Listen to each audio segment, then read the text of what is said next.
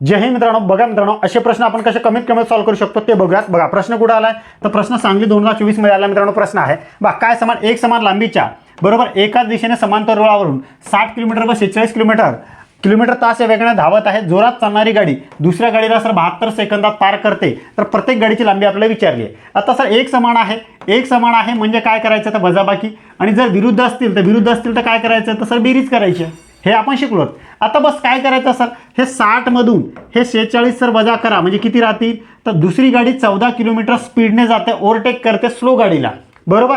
मग 36 सेकंदात सर ती 14,000 मीटर जाते आणि 72 सेकंदात किती जाईल असं निघेल. इथे सर गुणाकार टाका आणि हे 36 सर भागिले आणा. फक्त मित्रांनो कटछाट करा. 1 0 2 0 1 0 2 0 36 1 36 36 दुनी 72 14 दुनी तर 14 दुनी सर 28 आणि हा शून्य इथे. आता हे दोन्ही गाडीचं निघाला याला सर दोनने भागा ना.